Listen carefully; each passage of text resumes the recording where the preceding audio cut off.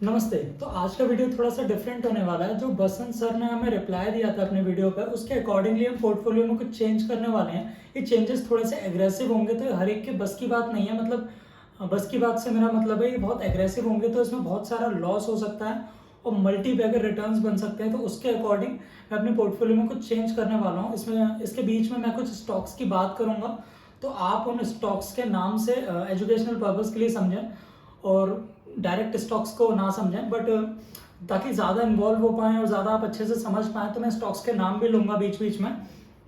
तो वैसे करके समझें थोड़ा। तो बेसिकली मेरा पोर्टफोलियो मैंने पास्ट लार्ज कैप में पिछले साल काफ़ी इन्वेस्ट किया था, तो वहाँ से मैंने निकाल के उसको मिड कैप और स्मॉल कैप में लाया। बट अब बेसिकली मैं क्या कर रहा हूँ कि मैं जो मेरा पोर्टफोलियो है उसको सेल करके, मिड कैप्स को सेल करके स्मॉल कैप में आ रहा हूँ। प्लस उसमें कुछ फंडामेंटल प्रॉब्लम्स हैं, कुछ काफ़ी सारे शेयर्स में जो हमने लास्ट वीडियो में समझा सर से। तो उसके अकॉर्डिंगली हम कुछ शेयर्स को सेल करेंगे और कुछ शेयर्स की क्वांटिटी ऐड करेंगे।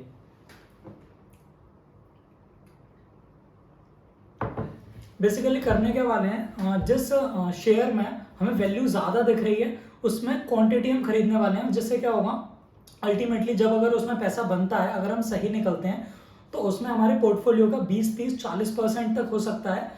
तो वहाँ से रिटर्न अगर बनेगा तो पूरा पोर्टफोलियो का रिटर्न बदल जाएगा। बट अगर मैं 5% उसको खरीद लूँ और वो 4 गुना भी हो गया, तो सिर्फ 20% ही हुआ पोर्टफोलियो का, तो वो कोई मीनिंगफुल चीज़ नहीं है।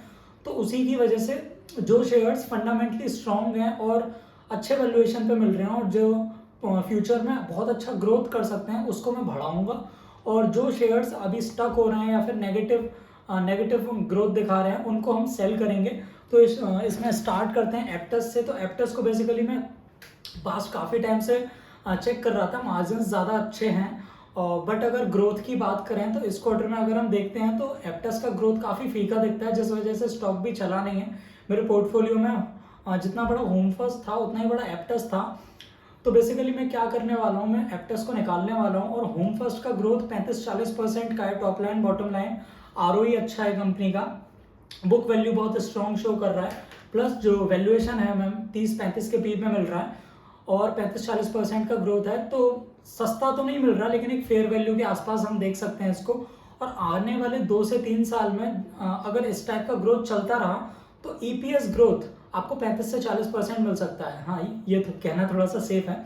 ईपीएस ग्रोथ आपको 35 से 40% मिल सकता है अगर कंटिन्यू रहा ये वाला रिजल्ट उसके अकॉर्डिंग। तो मैं एप्टस को निकालने वाला हूँ, उसके बदले में मैं जो होम फर्स्ट फाइनेंस है उसमें अपनी क्वांटिटी ऐड करने वाला हूँ। इसके अलावा सेकंड मैं जो सेल करने वाला हूँ that is AU bank. AU bank को सेल करने का मेरा रीज़न क्या है कि बेसिकली उसमें ईपीएस ग्रोथ नेगेटिव हो गया है। मतलब कि लास्ट टाइम जो ईपीएस था अब उससे कम ईपीएस है और शेयर ग्रो मतलब profit top line and bottom line grow कर गया है, बट जो ईपीएस है वो ग्रो नहीं किया है। तो जैसे हमने लास्ट वीडियो में समझा था कि जब अगर ईपीएस ग्रो नहीं करेगा तो शेयर चलेगा ही नहीं। तो इसकी वजह से हम उसका पैसा निकालेंगे और वहां से उसको उत्कर्ष में डालेंगे, क्योंकि उत्कर्ष का ग्रोथ काफ़ी एग्रेसिव लग रहा है और स्केलेबिलिटी ज़्यादा है। क्योंकि जब हम एयू बैंक को देखते हैं वो 40,000 करोड़ का बैंक है, उत्कर्ष 5-5.5 करोड़ का बैंक है। तो यहाँ से स्केलेबिलिटी ज़्यादा मिलती है। ये मार्केट शेयर फ्यूचर में एक्वायर कर सकता है। प्लस अभी जो इसका ग्रोथ लग रहा है क्वार्टर ऑन क्वार्टर, ईयर और ईयर, वो भी काफ़ी सिक्योर लगता है, काफ़ी अच्छा लगता है। और बात करें वैल्यूएशंस की तो एयू बैंक आता है 30 के पी पर, 30, 32, 35, 40 तक भी गया था, बट अभी 30-32 के आसपास का पी है। वहीं हमें जो उत्कर्ष स्मॉल फाइनेंस बैंक है वो मिल जाता है 13-14 के पी पर। तो वहां से पी एक्सपेंशन मिल सकता है, जिससे पी एक्सपेंशन में पैसा डबल बन सकता है। उसके अलावा जो ईपीएस का रिटर्न आएगा वो तो है ही, बट अल्टीमेटली आप एक चीज को समझो, जैसे कंपनी का टॉप लाइन और बॉटम लाइन ग्रो करता है जिस स्पीड से, जितनी ज्यादा स्पीड से ग्रो करेगा उसी के अकॉर्डिंग आपका ईपीएस ग्रोथ भी होता है और पी एक्सपेंशन भी जब भी करता है जब कंपनी ग्रो करती है। एयू को सेल करने में रीजन ये है कि उसका ईपीएस ग्रो नहीं कर रहा है, जिस वजह से क्या हो रहा है, पी तो ग्रो कर रहा है, 30 तक आ गया है, 38-40 भी गया था बीच में जब रिजल्ट वगैरह अच्छे आ रहे थे, बट ईपीएस ग्रो नहीं कर रहा है। तो हाई पी दिख रहा है। तो आज नहीं तो कल वो जो हाई पी बनता जाएगा रिटर्न देख के, बट ईपीएस ग्रोथ अगर नहीं आ रहा है तो वहां से वो रिटर्न नहीं बना पाएगा। 1.5 साल के बाद मुझे ऐसा लगता है कि भाई बराबर में या फिर 2-4-5% लॉस में बेचना पड़ेगा। इस वजह से उसको अभी निकाल देते हैं और जहां पर अपॉर्चुनिटी दिख रही है वहां पर लगाते हैं। इसके अलावा थर्ड शेयर जो मैं सेल कर रहा हूँ, ये काफ़ी डिबेटेबल हो सकता है काफ़ी सारे लोगों के लिए, क्योंकि कुछ लोग इसको परचेज भी कर रहे हैं, बट मैं इसको सेल कर रहा हूँ। उसका रीज़न ये है, पहले शेयर का नाम बताते हैं। मैं बात कर रहा हूँ हैप्पीएस्ट माइंड की। हैप्पीएस्ट माइंड इस टाइम 60 से 70 के पी के बीच में आता है, बट ग्रोथ उतना नहीं है। जिस टाइम पे इसका ग्रोथ काफ़ी एक्सपोनेंशियल था, उस टाइम पे कंपनी ने पी एक्सपेंशन भी किया था और कंपनी ने ईपीएस ग्रोथ भी किया था। बट अगर हम आज की बात देखें तो कंपनी का जो ग्रोथ है वो थोड़ा सा स्टक हो चुका है। और जो अशोक शूटा जी हैं, जिनके बलबूते पे भाई पूरे इंडिया ने शेयर खरीदा हुआ है, वो नए आईपीओ में लगे हुए थे, जिसका नाम था हैप्पीएस्ट हेल्थ, जिसको आप न्यूज़ पर भी देख सकते हैं। हैप्पीएस्ट हेल्थ करके एक नया आईपीओ की प्लानिंग में वो लगे हुए हैं, जिसकी वजह से यहाँ पर वो इतना फोकस नहीं है। पास्ट में उन्होंने माइंडट्री बनाया, विप्रो बनाया। आई थिंक विप्रो में वो सीईओ रहे थे एंड माइंडट्री उन्होंने पूरा सा स्टेब्लिश किया था।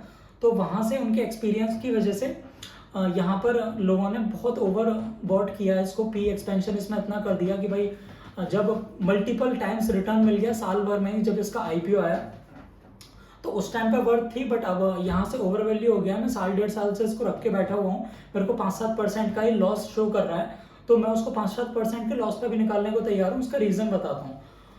उसका रीज़न ये है कि there is a cost that is called opportunity cost. Opportunity cost की इकोनॉमिक्स में एक डेफिनेशन है, that is opportunity cost is a opportunity foregone that could be use to find another opportunity. मतलब कि अगर मैं इस पैसे को इंडेक्स फंड में भी लगा देता ना, तो इसका 15% से ऊपर का रिटर्न बन जाता, क्योंकि एक्चुअली एक और मेरा डीमेट अकाउंट है, उसमें मैंने एक शेयर खरीद के डाल दिया था निफ्टी 20 का, तो उसमें 12-14% का रिटर्न बन गया है। तो यहाँ से मेरा 5-7%, 8% का यहाँ पे ये लॉस हुआ, ये तो हमें भाई स्क्रीन पे दिख जाता है कि ये लॉस हो गया, कि भाई ये इतने 1000 रुपए, इतने लाख रुपए लॉस हो गए, वो तो हमें दिख जाता है।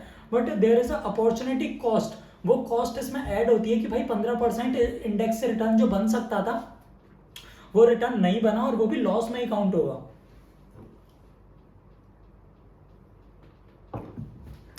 तो जो स्क्रीन पर लॉस हमें नहीं दिखता है, उसको हमें रियलाइज करना चाहिए कि भाई ये जो 15% का लॉस है जो इंडेक्स से रिटर्न बन सकता था वो बना नहीं है।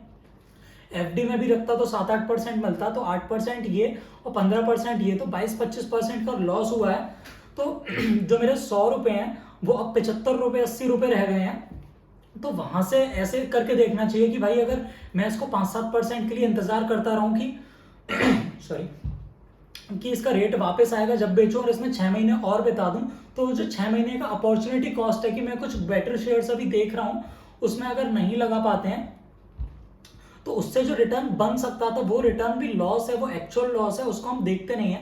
क्योंकि जब हमारे पास एक लिमिटेड कैपिटल होता है, उसके बाद उस कैपिटल को अगर किसी ना किसी शेयर में स्टक करेंगे ना कि हमारा प्राइस आएगा और 2-4-5% के लिए उसको बेचेंगे नहीं, रखे रहेंगे, तो वो ज़्यादा नुकसानदायी है कि भाई हमने कोई शेयर लिया वो कम चला, उससे ज़्यादा नुकसान है कि जो शेयर नेगेटिव रिटर्न दे रहा है हम उसको लेके बैठे हुए हैं, क्योंकि वो तो भाई एफडी से भी बुरा रिटर्न हो गया, 5-7% का लॉस है, और 15% इंडेक्स चल गया, वो रिटर्न मिला नहीं, क्योंकि 16, 16.5, 17 का इंडेक्स पहुंचा था, वहां से 12-14-15% हम रिटर्न बनता हुआ दिखता है।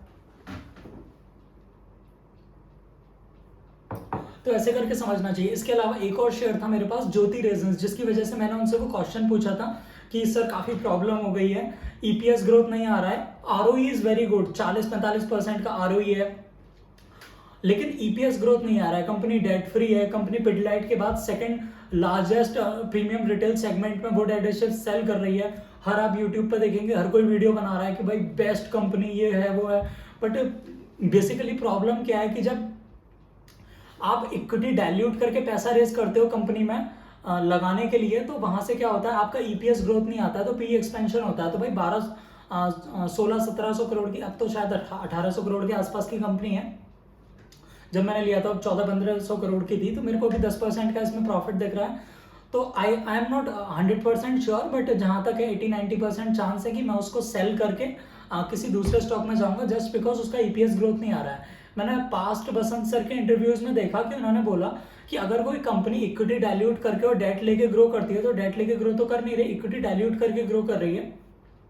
तो जब इक्विटी डाइल्यूट कर करके ग्रो करती है, तो जब तक इक्विटी डाइल्यूशन चलता रहता है, ग्रो होती रहती है, जब तक तो पी एक्सपेंशन मिलता रहता है। बट जैसे ही उसने हल्का सा लॉस किया या फिर ग्रोथ स्लो डाउन हुई, तो सबसे पहले जो इतना हाई पी हम लोगों ने बना दिया है 35, 36, 40 का, उस पी पे मार पड़ती है, वो 10-12 का रह जाता है, क्योंकि अल्टीमेटली एक small cap micro cap company हो जाएगी, क्योंकि 1800 करोड़ का कंपनी है, अभी 35 के पी पर। जब इसका पी 15-12 का रह जाएगा तो ये कंपनी ऐसा रहेगा 600-800 करोड़ रुपए की कंपनी रह जाएगी। उस टाइम पे ऐसा लगेगा कि भाई कहाँ फंसा दिए। तो इस वजह से बहुत रिस्की लगता है। कॉन्सेप्चुअली थोड़े से मिसकंसेप्शंस या फिर बोल लो कि इतनी नॉलेज मेरे को पर्टिकुलर उस कॉन्सेप्ट में आ नहीं पा रही है, मैं श्योर नहीं हो पा रहा हूँ। तो भाई लाखों रुपए का रिस्क हम लोग ले नहीं सकते हैं, इस वजह से हम उसको सेल करेंगे और जिसमें हमारा ग्रिप अच्छा है हम उसमें अपना कैपिटल और डिप्लॉय करेंगे।